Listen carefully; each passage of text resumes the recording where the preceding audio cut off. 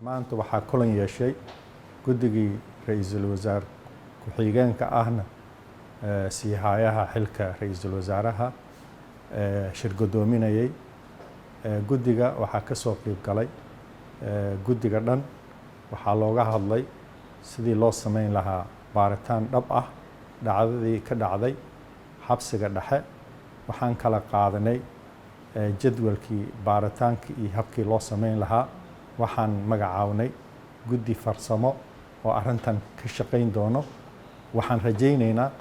in guddigan shaqo ballaaran iyo baaritaan ballaaran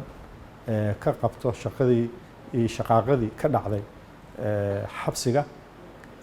soo gudbiyo guddigan waxyaabihii ka ratibmi lahaa